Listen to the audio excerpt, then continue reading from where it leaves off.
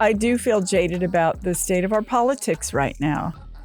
It's terrible that we have a leader in office who is inhumane and cruel and all the things that are like 180 degrees from where I am. Imposter syndrome is real, especially when you are the first at something. I face self-doubt every day, and I just have to be fierce about it. However I can counteract that cruelty and chaos coming out of the White House, that's what I'll do. You were damned if you do, damned if you don't. How did you work through that? The President of the United States made a decision to ensure that there was an Indigenous perspective in his cabinet. That was a big deal. It was a big deal. I have to believe that would not have happened if I wouldn't have been there. And I wouldn't have been there were it not for President Biden. Government is, it's sort of an inanimate object or idea, but people inhabit those offices, real people with feelings and with caring and with... Or they don't. And they don't, and which is what we have when we have all the chaos and cruelty. Yes, what we're seeing at the federal level right now. If I'm fortunate to win, I want to be the governor who cares. In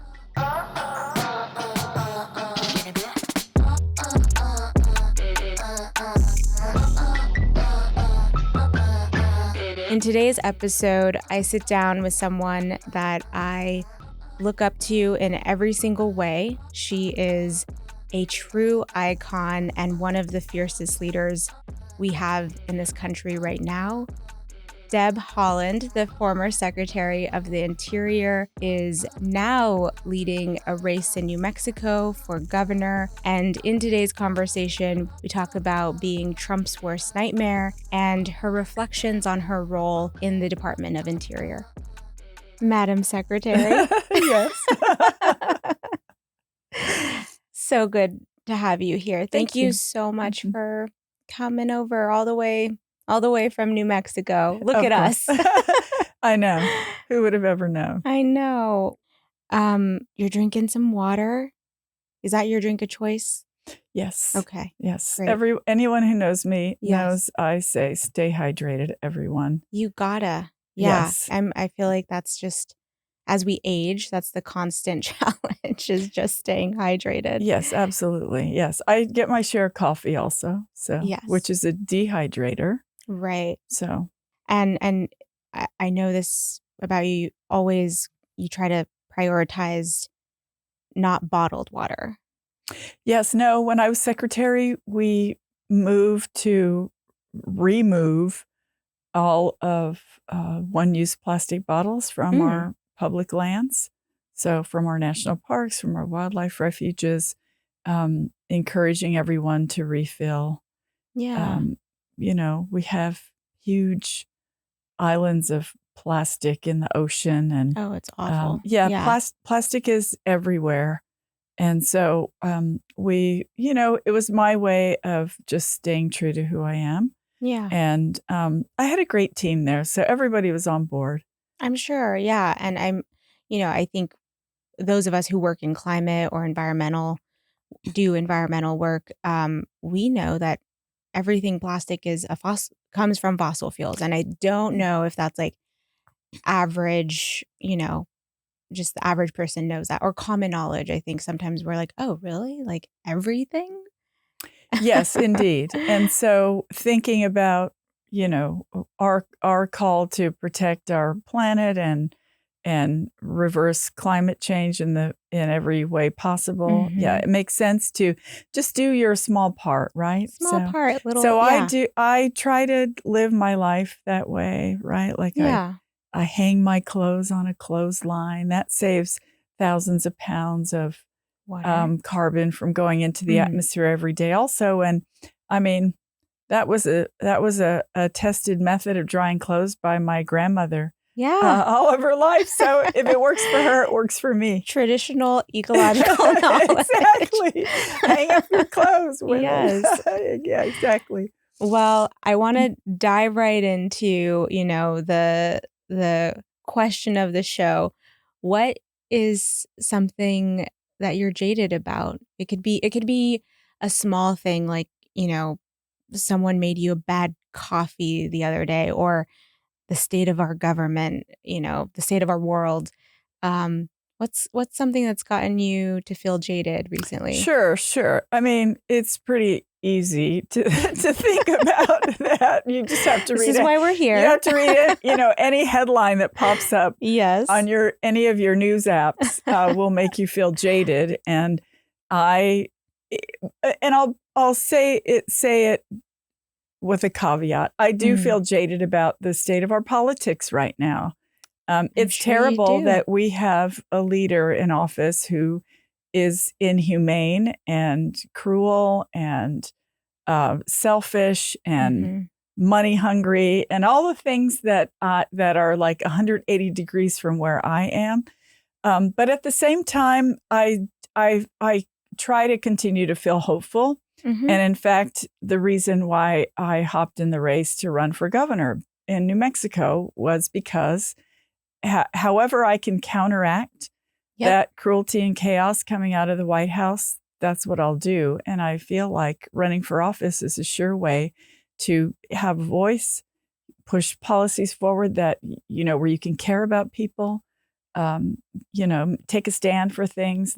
So yes, I feel jaded about the state of our politics, but I still feel hopeful. Yeah. And you're being proactive, just in the most brave way. Well, if I stayed home and just complained about it, nobody would hear me. So I have to get out and do something. Yeah. And I'm not surprised, Deb. We all know you to be a really fierce person. And I'm so grateful that we have you as a leader in this world. Thank you. Yeah. Yeah.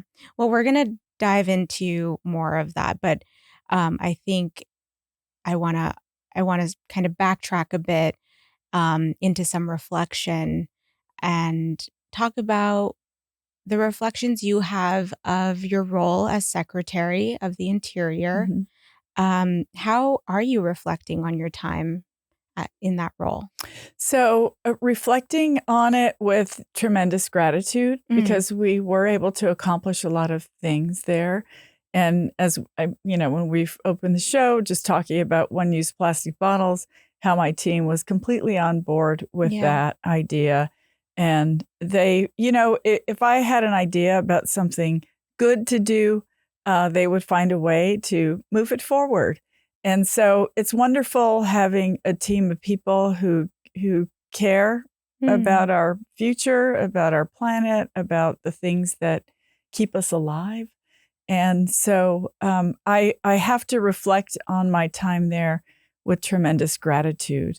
Of course, it's hurtful and frustrating to see, for example, you and I both know about the 10-mile buffer around Chaco Culture National Historical Park.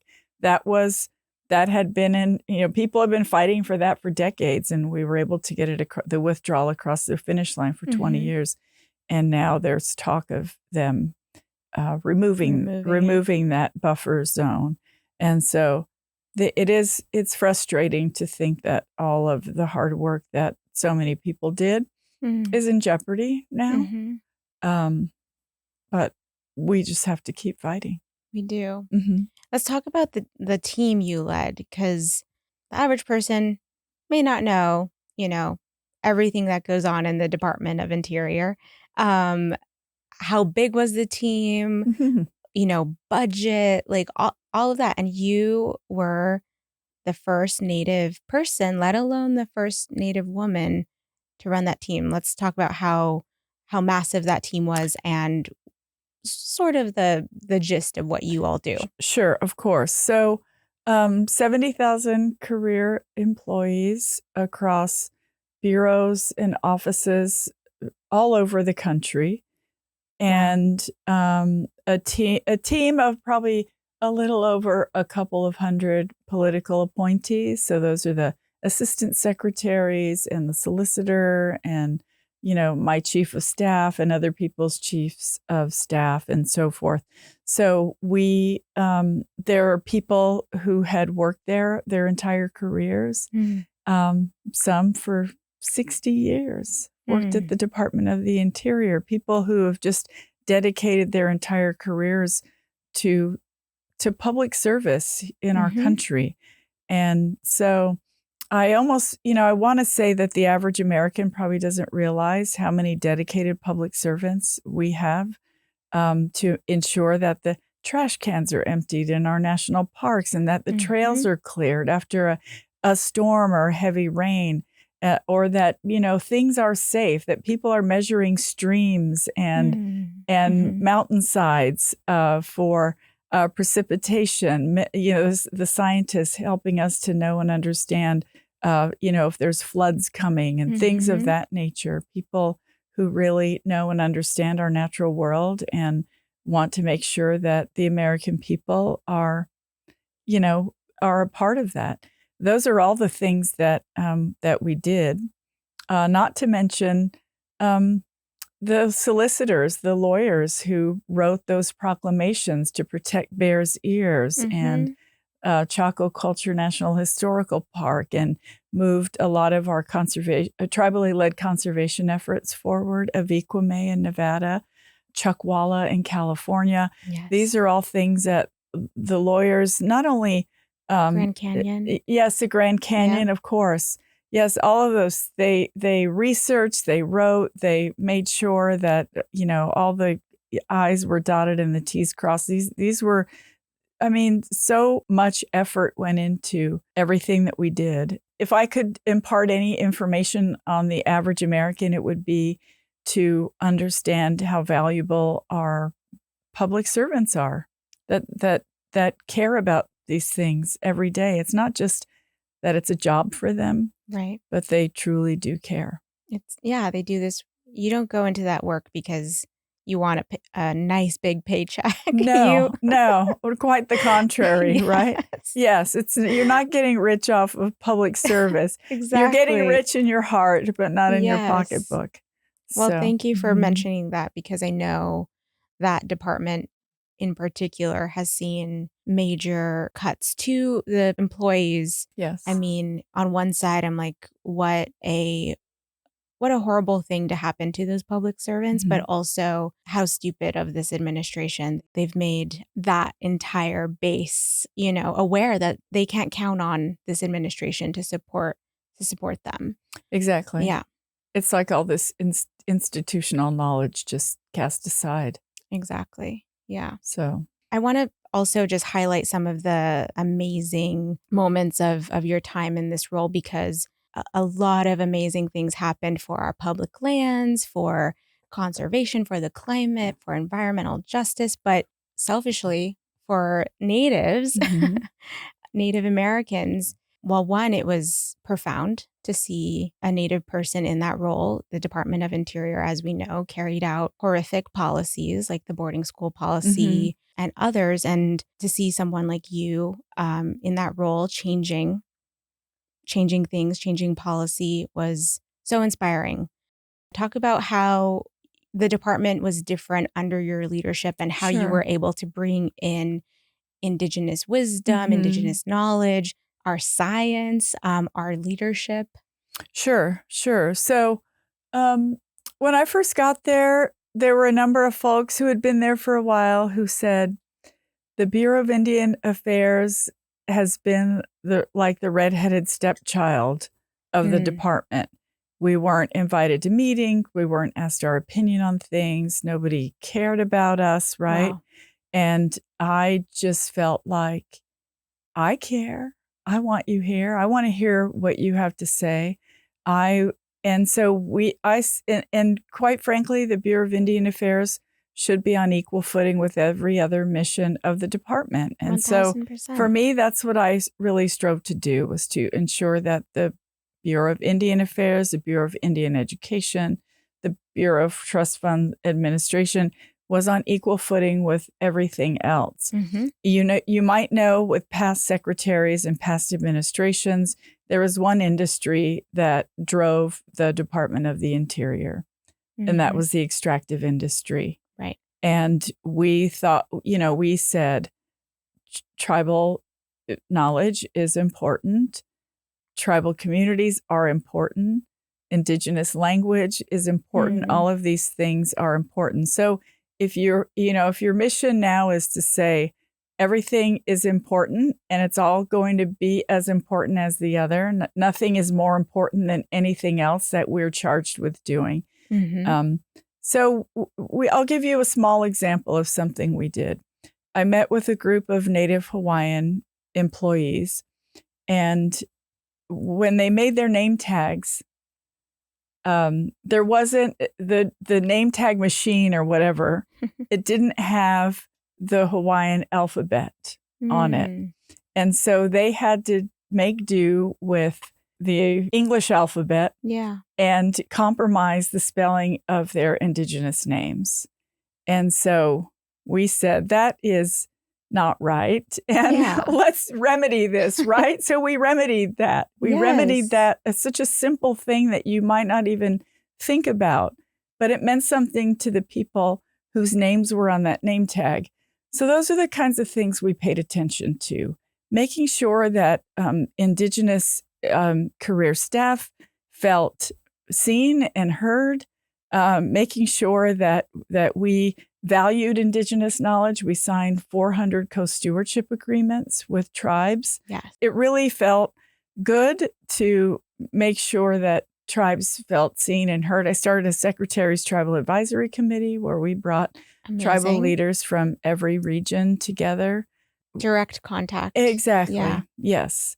And such a evolution, because from what I know in my work, that tribal consultation in the past has been very, what's a diplomatic way of saying, has been really iffy, or just kind of like a check the box exercise, right? Oh, we did that. Yes. And you strengthened it. And that's absolutely what I did not want. So if I recall, we had a consultation about how they wanted to do consultations. Tell us how you want this done. And we did have a lot of consultations, so much so some tribes might have been a little tired of showing up for us, but I felt like we were able to get so much done because of that. So you kept them on your toes. Yes. And if you work in a transparent manner and you keep people at the table, it's just better, right? You get things done faster. You don't have to backtrack. Everyone knows what you're doing from the start, and it's just a better method of working together. 1000%. Well, so we've touched a bit on the highlights of that. I want to kind of get into some of the, maybe like the flip side. So again, I mentioned you were the first. You were also one of two of the first Native women elected into Congress. We kind of just glorify the person who's the first as, oh my God, that's incredible. But I imagine it can also be hard being the first. Yeah, I mean, it is hard. And I'll tell you the something that I adamantly support is, okay, I'm the first, but I don't want to be the last. Right? We can't just say we've arrived because we've had this first person to do this or that. We have to keep filling those roles with, people we know will bring their perspective to the table, because it's true that representation truly does matter. It does. It's not just a cliche or a saying of some kind. It really does matter. And so I consistently am supporting, namely Indigenous women, but also women of color to step up. And because when you think about it, the menfolk have been running our country for a long time. And I think women have a lot to offer. Our Native communities, our country, our state, our municipalities, our school boards, whatever it is. And so I always want to encourage women to step up and run. Yes. Women, queer people, from all diversity. Yeah, I'm with you on that. And yes, underrepresented people need to represent so that the underrepresented people feel represented. Is being the first sometimes lonely? I mean, when I was in Congress, it wasn't lonely because I had this small office and I had like 20 people working in it. And then I had all my colleagues, right? Yeah. Sharice and I would walk across to Yes. votes and things like that all the time. So that was nice. When I got to the department, I'm in this gigantic office all by myself. And I suppose in a way it could have been lonely, but I really did try to welcome people into my office and make sure that it was a part, that people felt a part of things. I'll tell a quick story. My mother worked for the BIA for 25 years and would go to DC once a year to do student count to make sure that the BIA schools got there. She was there before there was a BIE. So education was all part of BIA at one time. And so she would make sure that all the schools got their funding. And she worked on the 4th floor. If you've been to the department, there's an elevator that goes from the basement up to the secretary's office. And it goes past BIA on the 4th floor. And so my mom finished the day and saw the elevator open and said, "Oh, let's go up and say hi to the secretary." And so she went upstairs in the elevator to the 6th floor, and the staff wouldn't let her get off the elevator. They told her. She laughed about it, and I was kind of mad about it. Yeah. And so I felt like everyone's welcome in my office, right? It's not my office. It's the secretary's office, and I'm inhabiting this seat for a time. But this is a seat that belongs to everyone. So the day before, a couple of days before I left, when I gave my farewell speech, I had an open house in my office and invited whoever wanted to come up, came up to take a photo and look around. Because I had some pretty amazing art. And it was beautiful during your time. Yeah. I'm proud to say my first and last time I've been in that office, well, since the switch of administrations, was during your term. So I'm like, I'm gonna stick to that until we have, hopefully another Native person. Yes. That office, the entire department really felt welcoming, and like you said, like we belong there. So kind of speaking about the like flip side of these roles, which again we can really kind of glamorize and glorify. I want to bring up a memory I have with you.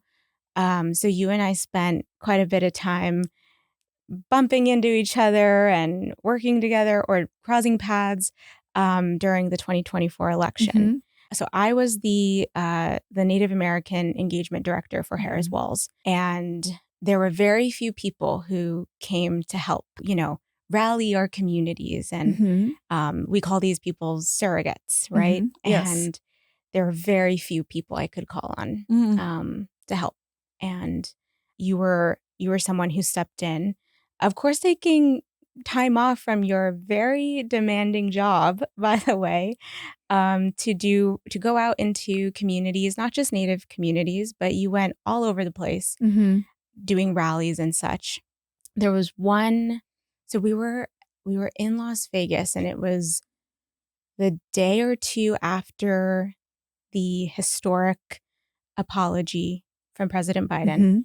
He had apologized to Native people for the boarding school system. And I think we can all say that that would not have happened without your work and your team's work.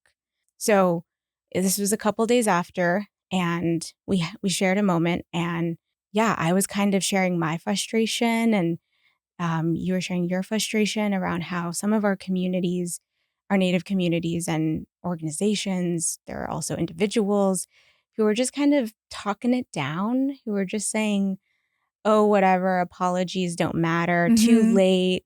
Just kind of, being negative about it.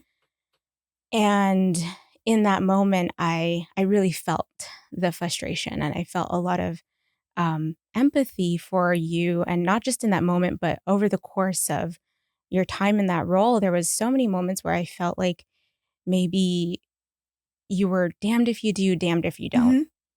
How did you How did you work through that? Yeah. And I mean, I think anyone in leadership probably might feel that way, regardless of what community you come from or who your relatives are. Of course, in Indian country, we know our relatives can be far more critical of us than anyone else. Yep. And so in a way, I'm used to that.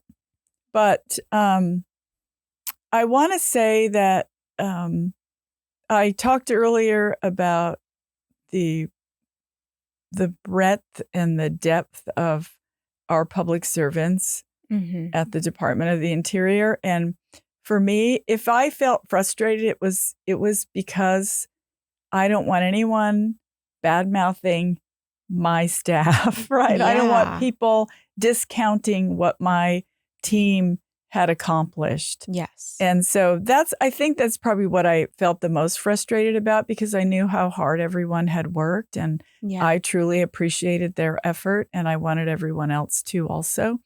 But you know, I regardless of what they say, I know what happened. Yeah. We were in a new era because the President of the United States made a decision to ensure that there was an Indigenous perspective in his cabinet. That was a big deal. It was a big deal. It was a big deal to say, my grandparents went to boarding school. So many people's grandparents were in boarding school and stripped of their clothes and their language and their hair and all of these things. And I want to, we all want to highlight this issue. And so I have to believe that would not have happened if I wouldn't have been there. And I wouldn't have been there were it not for President Biden. And so I just have to really appreciate that, and also say that the 5 years that my grandparents spent away from their families and communities in a Catholic boarding school for 5 whole years without coming home, that experience was not in vain. They did that, and we chose to remember that sacrifice that they made and honor, and honor their lives for the, and I say my grandparents, but everyone's grandparents, right? Yeah. And so I'll just say that after we finished our second report, and it had a list of recommendations on there, one of the it wasn't the top recommendation. In fact, we made recommendations, and we didn't mean for them to be, number one, most important, number two, second. We just put the recommendations on there. And it was the White House that called us and said that the president wanted to make an apology. I didn't have to chase after him and hound him for one. You know what I'm saying? He read it and said, let's do this.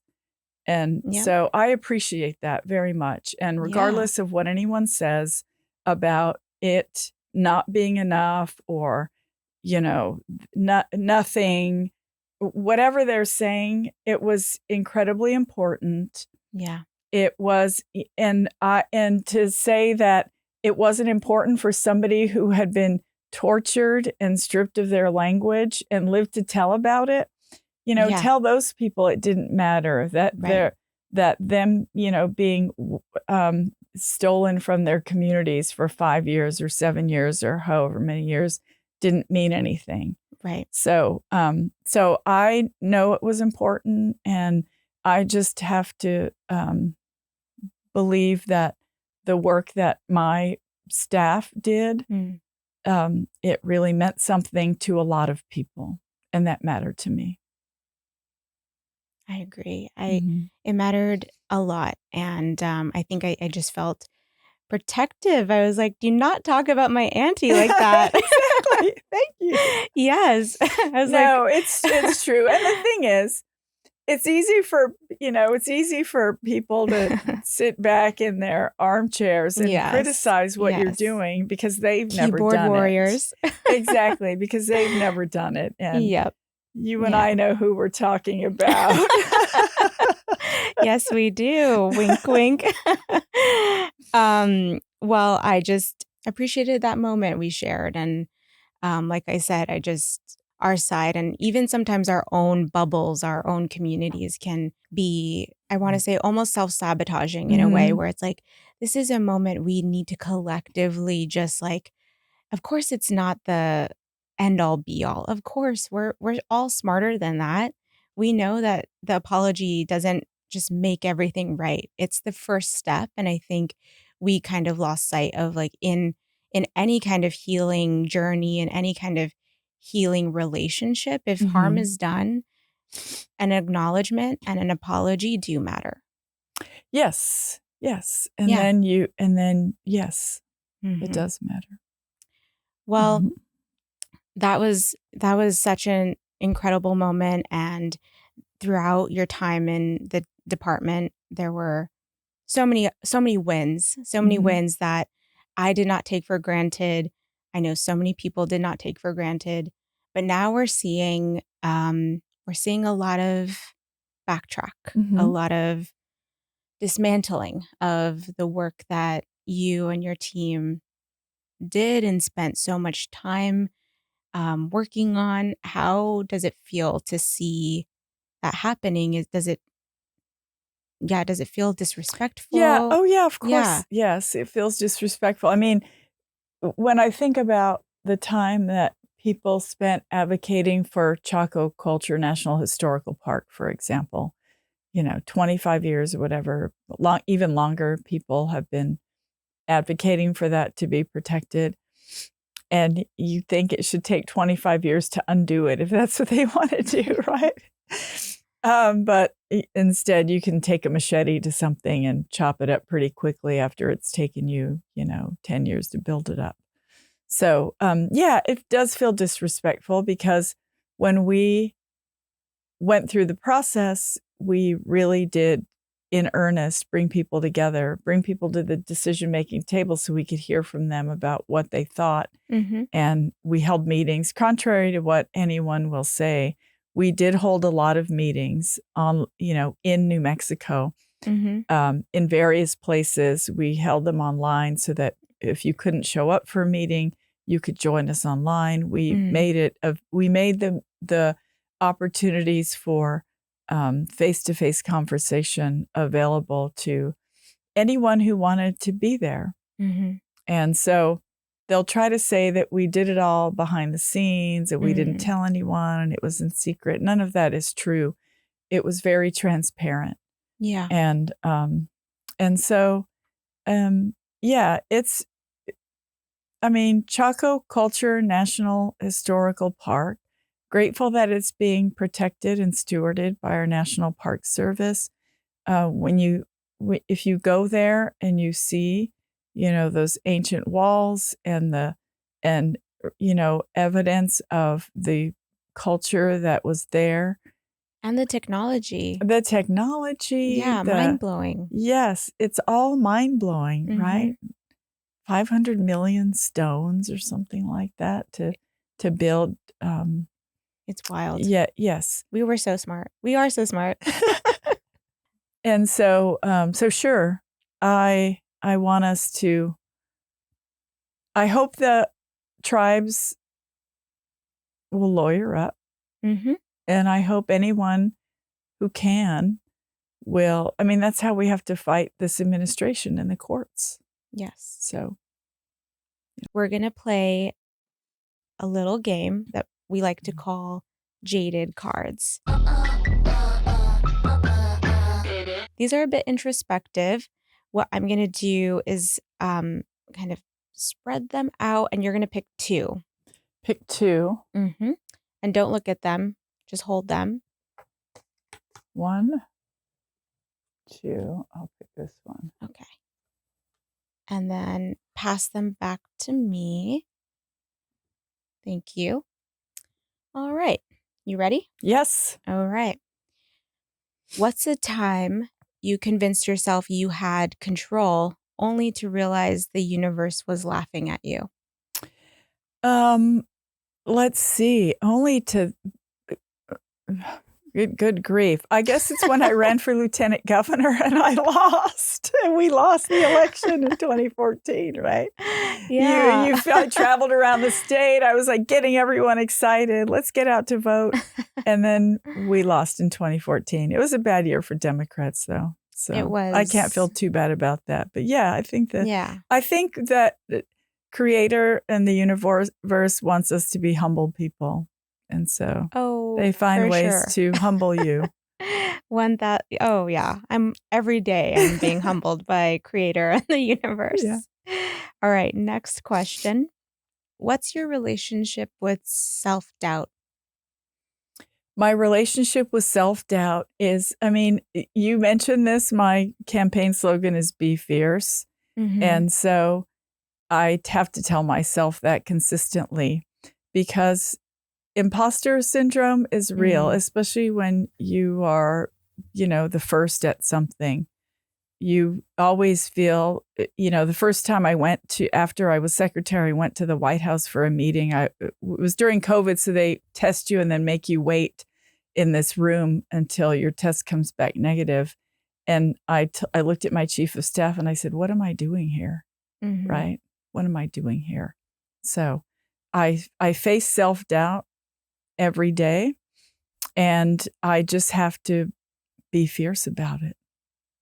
And because the world doesn't wait for you, you got stuff on your agenda, you got to get it done. So you have to keep moving forward regardless of how you feel about anything. Yeah. Yeah. And also I think acknowledge those feelings, but try to keep going.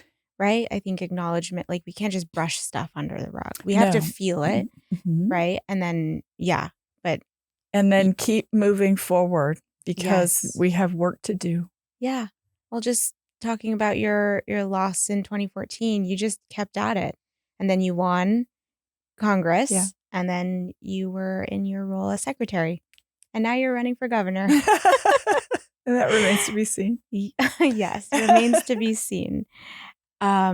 Looking forward, this year, there's been a lot of chatter about how the Dems and the left need to, buck up and take the gloves off and, stop pandering and switch it up. Just reflecting on 2024 and also looking toward the future, like what must we do differently? So I think we need to show up. I think we need to meet voters where they are. Sure, it's a little bit about kicking people in the shins when they deserve it, but we also have to be accountable for our own actions.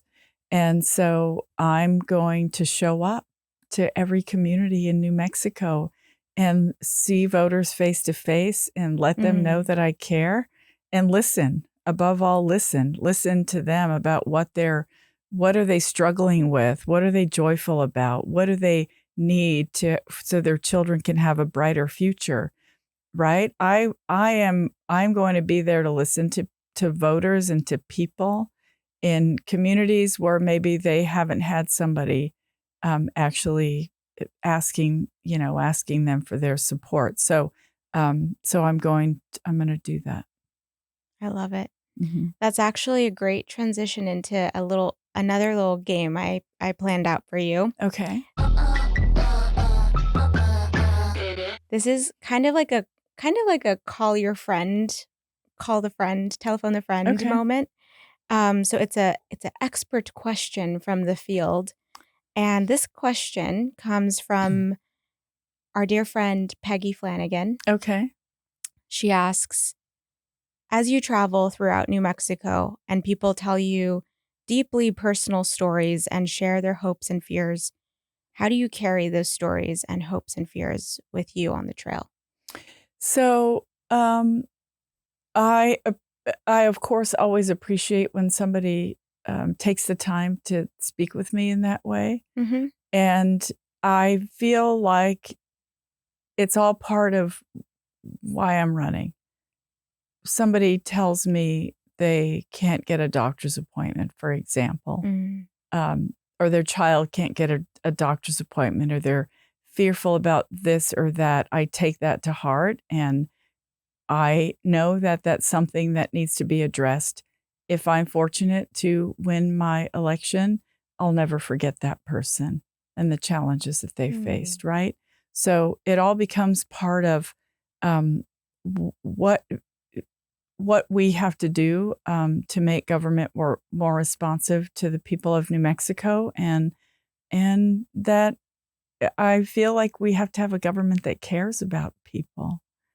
Government is, it's sort of an inanimate object or idea, but people inhabit those offices, real people with feelings and with caring and with these things. So I want to, or they don't, and that they don't, and which is what we Yes. have when we have all the chaos and cruelty. Yes, what we're seeing at the federal level right Indeed. now. So I want to, if I'm fortunate to win, I want to be the governor who cares. Mm-hmm.